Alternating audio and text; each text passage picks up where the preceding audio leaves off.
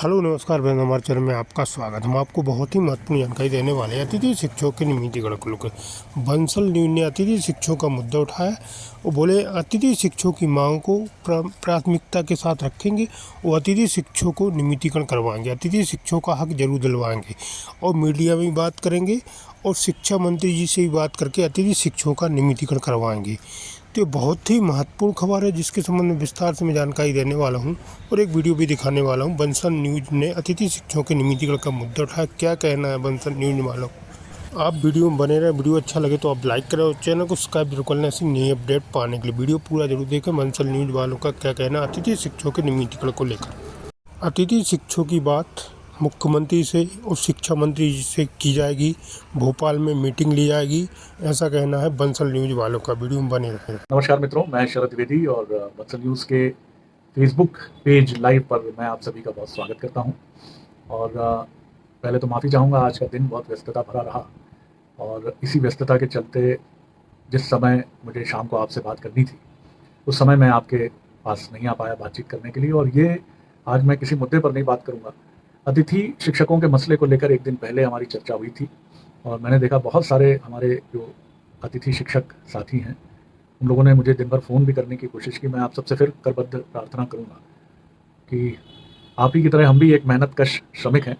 आपको लगता ज़रूर है कि शायद हमारी ताकत हमारे पास है, पत्रकारिता की ताकत है, ज़रूर है, लेकिन उस ताकत के साथ चिंता भी है और चिंतन भी है, क्योंकि ताकत व्यक्ति को कई बार पटरी से उतार भी देती है, उसको मदान्ध भी बना देती है और कई बार ताकत होने की वजह से कई तरह की चुनौतियाँ भी पैदा होती हैं।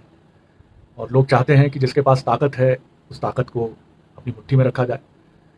ये चुनौतियां जीवन में किसी न किसी रूप में सबके साथ चलती रहती हैं, चाहे वो राजनेता हो, राजनीतिक दल हो या पत्रकार हो।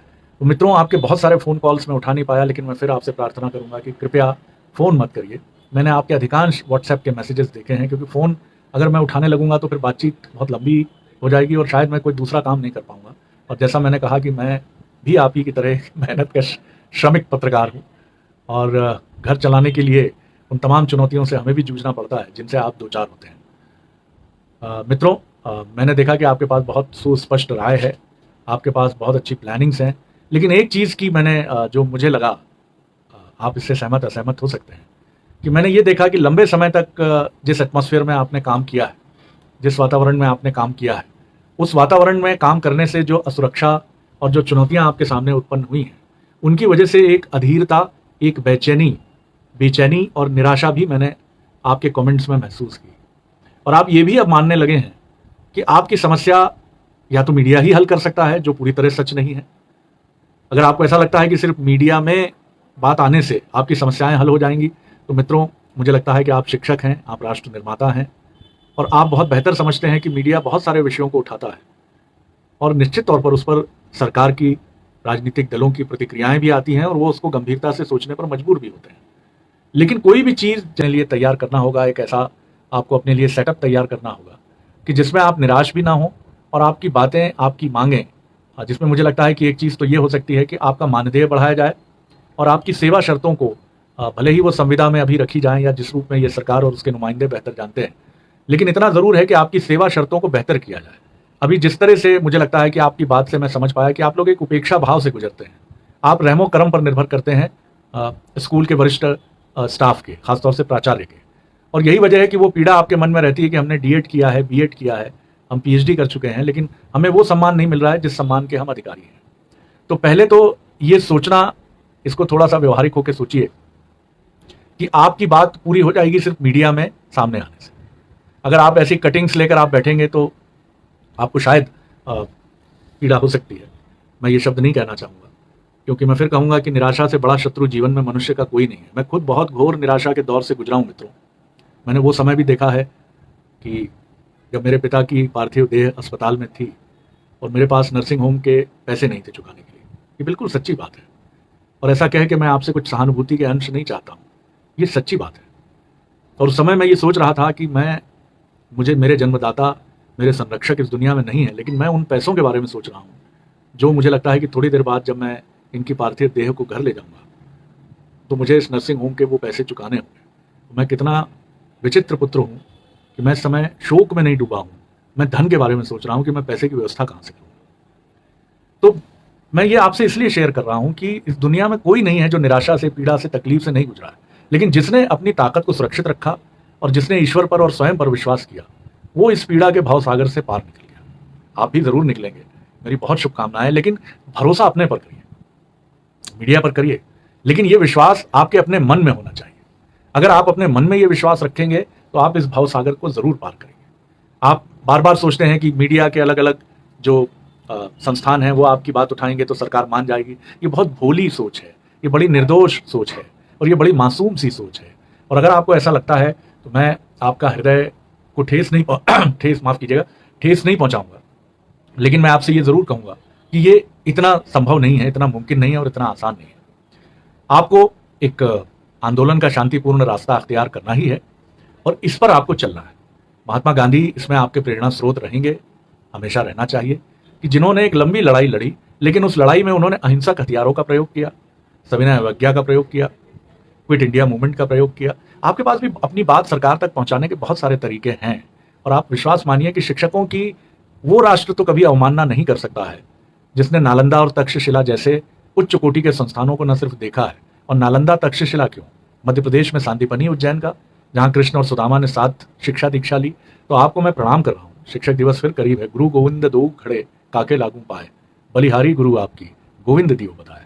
तो इस भाव को अपने भीतर रखिए ना। आप तो शिक्षक हैं, आप चाणक्य हैं, आप कृष्ण हैं, आप नालंदा और तक्षशिला के नियंता हैं।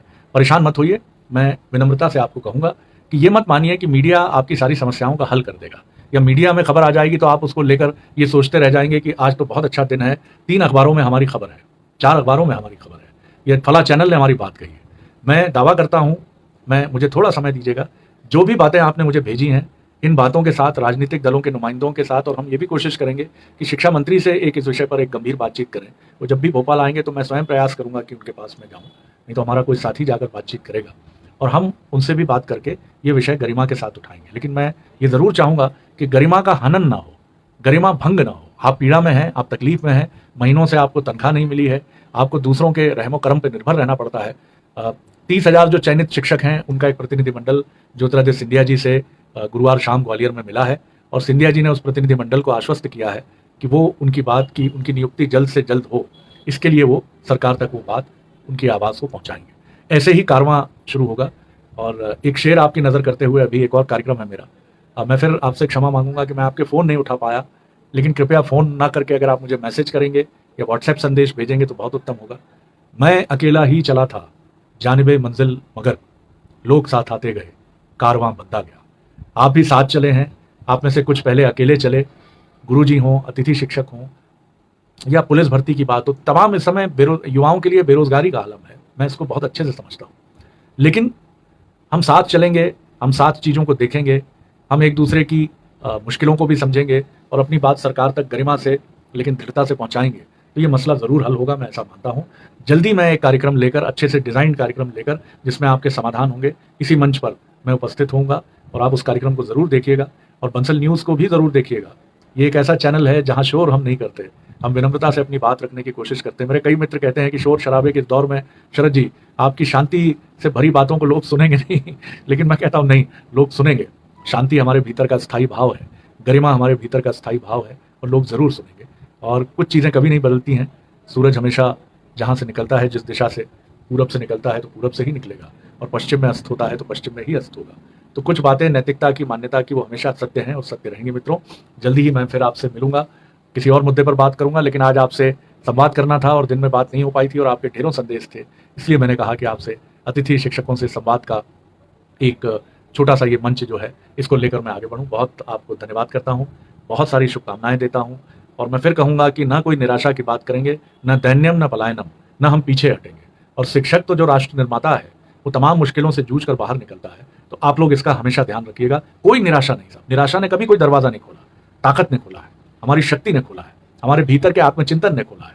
तो कोई कमजोरी की बात नहीं, कोई पलायन की बात नहीं, कोई किसी ऐसे निर्णय की बात नहीं जो हमें नुकसान पहुंचाए, हमारे परिवार